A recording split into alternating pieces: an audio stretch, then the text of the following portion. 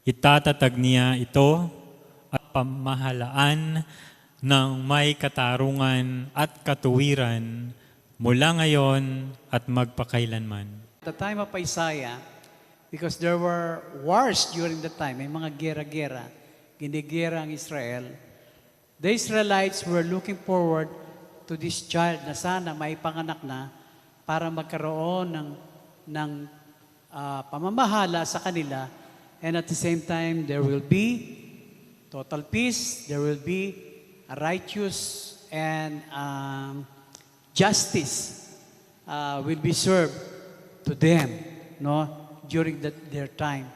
But it was not fulfilled because at the time of Isaiah, before the Lord Jesus Christ was born, it took almost 700 years.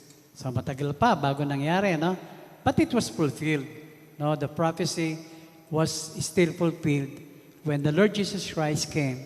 Na sabi doon, siya ang pinanganak para iligtas ang mga Israelita. Anong klaseng pamamahala ang iniatang sa anak ng Diyos? Pakibasa.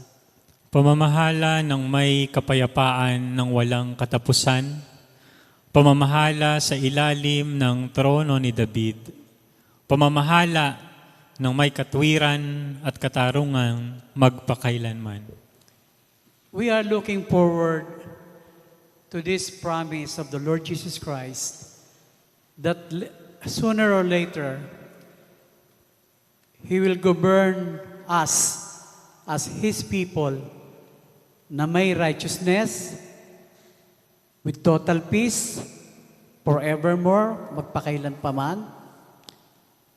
Wala nang injustices, but justice will be served to all of us who have experienced, naka-experience ng pangapi sa mga tao, maybe in the government or maybe to the people who have na-sinerve natin, no? Na nagkaroon ng injustices, unrighteousness. But we are looking forward na yung pamamahala niya, no, na may kapangyarihan ng kapayapaan ng walang katapusan. Ibig sabihin, hindi pa nangyayari ito. But we are very hopeful kung dumating ang panahon na yon na sa kanyang muling pagbabalik, we are sure we will experience the total peace, the total justice, and righteous government wherein God the Father has given to the Son of Man yung iniatang niyang pamamahala sa kanyang mga nasasakupan, lalong-lalo na sa mga mananampalataya. At walang iba yon kundi tayo. We are part of the local church, and there are many local churches in the Philippines, in America, maybe in China, maybe in Iran, maybe in Iraq, or other Muslim countries na minority mga Christians.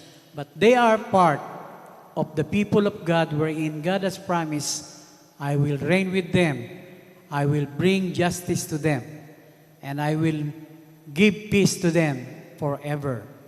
No?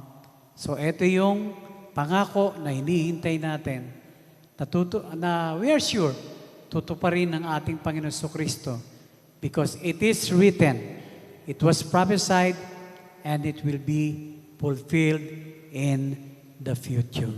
That is our only hope and ating inihintay na sa pagdating ng tamang panahon, sabi nga ng ating Panginoong Jesucristo.